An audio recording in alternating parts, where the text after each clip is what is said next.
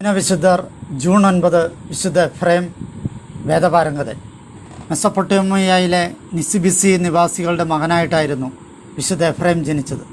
തന്നെ ജ്ഞാനസ്നാനപ്പെടുത്തിയ മെത്രാനായ ജെയിംസിൻ്റെ മേൽനോട്ടത്തിൽ കീഴിലായിരുന്നു വിശുദ്ധൻ്റെ വിദ്യാഭ്യാസം ആർജിച്ചത്.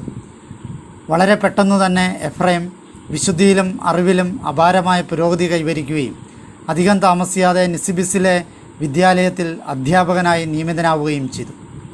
മെത്രാനായ ജെയിംസിൻ്റെ മരണശേഷം നിസിബിസ് പേർഷ്യക്കാർ പിടിച്ചടക്കി. അതേ തുടർന്ന് എഫ്രേം എദേസയിലേക്ക് പോയി. അവിടെ എത്തിയ വിശുദ്ധൻ ആദ്യകാലങ്ങളിൽ മലനിരകളിൽ പാർത്തു വന്നിരുന്ന സന്യാസിമാർക്കൊപ്പം താമസിക്കുകയും പിന്നീട് തനിക്ക് ചുറ്റും തടിച്ചുകൂടുന്ന ജനങ്ങളിൽ നിന്നും രക്ഷ നേടുന്നതിനായി ഏകാന്തതയിൽ സന്യാസ ജീവിതം ആരംഭിക്കുകയും ചെയ്തു. എഡേസയിലെ ദേവാലയത്തിലെ ഡീക്കനായി നിയമിതനായെങ്കിലും വിശുദ്ധൻ്റെ ആഴമായ എളിമ കാരണം അദ്ദേഹം പൗരോഹിത്യം നിഷേധിച്ചു. എല്ലാവിധ നന്മകളാലും സമ്പന്നനായിരുന്നു വിശുദ്ധൻ. കൂടാതെ ശരിയായ ജ്ഞാനത്തിലൂടെ ഭക്തിയും വിശ്വാസവും കൈവരിക്കുവാൻ അദ്ദേഹം പരിശ്രമിക്കുകയും ചെയ്തു. മാനുഷികവും നശ്വരവുമായ എല്ലാത്തിനെയും വിശുദ്ധൻ ഉപേക്ഷിക്കുകയും ദൈവികവും അനശ്വരവുമായവ നേടുന്നതിനായുള്ള ആഗ്രഹത്താൽ പൂരിതനാവുകയും ചെയ്തു.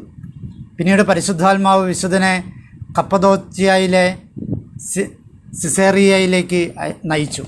അവിടെ വെച്ച് അദ്ദേഹം സഭയുടെ വക്താവായിരുന്ന ബേസിലിനെ കണ്ടുമുട്ടി. അവർ തമ്മിലുണ്ടായ പരസ്പര സംവാദങ്ങളിൽ നിന്നും ഇരുവരും ഏറെ അറിവ് ആർജിച്ചു.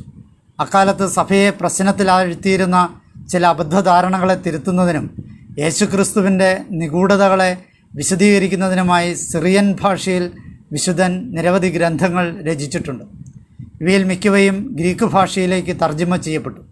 അക്കാലത്ത് ദേവാലയങ്ങളിൽ സുവിശേഷ വായനയ്ക്ക് ശേഷം വിശുദ്ധൻ എഴുതിയിട്ടുള്ള കാര്യങ്ങൾ വായിക്കാറുണ്ടായിരുന്നുവെന്ന് വിശുദ്ധ ജെറോം സാക്ഷ്യപ്പെടുത്തിയിട്ടുണ്ട്. അത്രമാത്രം പ്രസിദ്ധമായിരുന്നു വിശുദ്ധൻ്റെ രചനകൾ. പരിശുദ്ധ മാതാവിനെയും വിശുദ്ധന്മാരെയും സ്തുതിച്ചുകൊണ്ട് അദ്ദേഹം എഴുതിയ കവിതകളെ കണക്കിലെടുത്ത് സിറിയക്കാർ പരിശുദ്ധാത്മാവിൻ്റെ സാരംഗി എന്നാണ് എഫ്രേമിനെ വിളിച്ചിരുന്നത്. പരിശുദ്ധ മാതാവിനുള്ള വിശുദ്ധൻ്റെ ഭക്തി പ്രത്യേകം എടുത്തു പറയേണ്ടതാണ്. നിരവധി യോഗ്യതകളാൽ സമ്പൂർണനായി മെസൊപ്പൊട്ടേമിയയിലെ എഡേസയിൽ വെച്ചാണ് വിശുദ്ധൻ കർത്താവിൽ നിദ്ര പ്രാപിക്കുന്നത്. പുരാതന റോമൻ ദിനസൂചികയനുസരിച്ച് വലൻസിൻ്റെ ഭരണകാലത്ത് ജൂലൈ മാസം 14 വിശുദ്ധൻ മരിക്കുന്നത്.